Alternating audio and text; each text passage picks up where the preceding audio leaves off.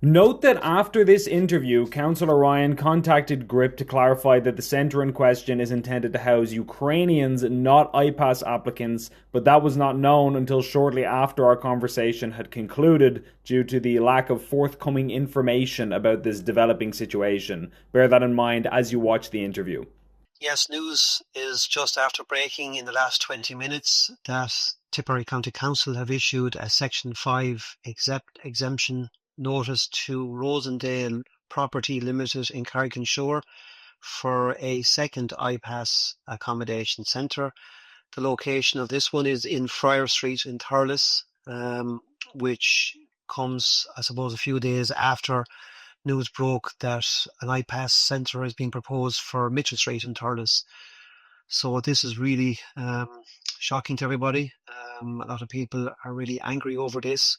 It's come as a huge surprise to people because nobody knew anything about these two applications. No consultation with public representatives, no consultation with local residents or any other stakeholders such as schools or doctors or Gardaí. So this is a big shock for Thurles. A lot of anger out there. The feedback I'm getting from people is that they're not going to let this happen. So look, I suppose news is just after breaking and coming on foot of the news we received on Wednesday that Thurles was getting an IPAS centre or proposed to be getting an IPAS centre at Mitchell Street. To get a second one within 2 days is very hard to take for a lot of people in the town. And this is before the dust had settled, even from the first one. Would I be right in saying that the it seems like the community was kind of just starting to find out the information that there was going to be one, and now all of a sudden there's two.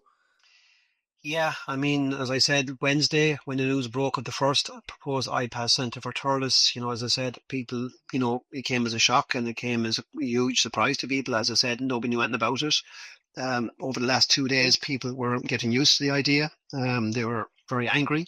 There was plans afoot as regards what the town could do to try and stop this from happening. But now we have the news that there's now going to be a second IPAS centre proposed for Thurles. So you can imagine there's a lot of people out there now that are not happy with this in the town. So, we'll just see how things develop over the next few days. We do have a public meeting coming up next Thursday in the Anor Hotel at 7:30.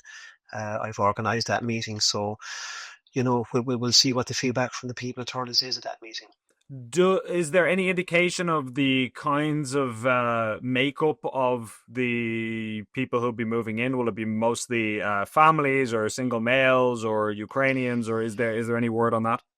No, there's no word on who will be going into either of these proposed IPAS centres. At the moment, I suppose that they've only received their exempted Section 5 notice. They now will have to go off, obviously, and get their fire certs and other documentation in order before any department before any contract will be entered into by the Department of Integration and the owners. But I know the one in Mitchell Street, from initial drawings that were sent into the County Council with their application, they did state that they would be looking to construct 15 internal units with accommodating up to 81 people. The one in Friar Street doesn't state how many people they're looking to accommodate. So at this stage, we don't know the exact numbers or who exactly will be going in there. And that's the most frustrating aspect of all this, is the secrecy. The impression being given, and the wrong impression, I suppose, is that this is all done behind closed doors, behind people's backs. We're not being informed until it's too late. So unfortunately, we're left in the dark here in Thurles. We don't really know what's going on, which has made the matter even worse as far as I'm concerned. So this lack of consultation, this secrecy, this behind doors attitude of the government, I think needs to change, because it's stoking up fear in people. It's putting the fear of God into an awful lot of people in this town, particularly the elderly people. So it's just not good enough by the government, to be honest with you. Obviously, we've just seen the influencer, comedian, musician Garen Noon, who had a very big social media following, 1.7 million followers on Instagram, and he made some very middle of the road remarks, by many people's estimation, about the fact that there was a problem with the way immigration and asylum intake was being run currently in the country. He expressed views that many people said they agreed with, but he received such intense backlash as a result of that, that he had to delete his social media, and he was effectively run off the web.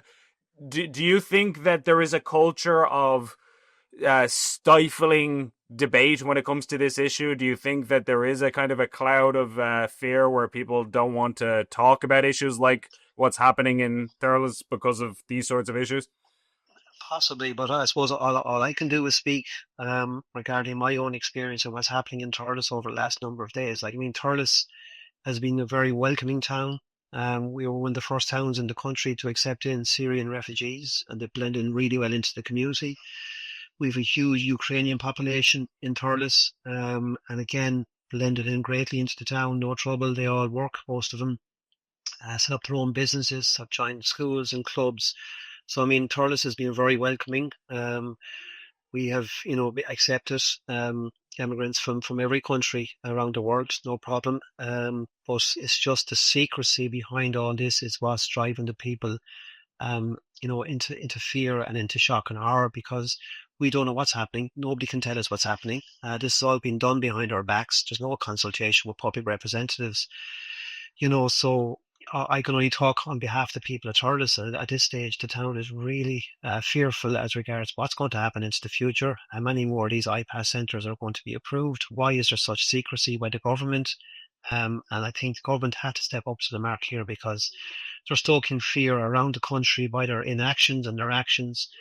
And, that's just not good enough for the people of Ireland. And, I feel so sorry for the people of Thurles in these streets that are going to be affected by these proposed iPass centres, because they were never consulted. A lot of people in those areas are very elderly people, and this comes as a huge shock to those people who have worked hard all their lives, and to be treated like this by the government is just not good enough. So, look, what happens elsewhere, I have no control over. I'm only interested in what happens in Thurles, and at the moment, the town is in great shock at the moment, and we're going to have a public meeting. We're going to hear people's views, and then take whatever action we need to take to try and prevent these from happening in Thurles.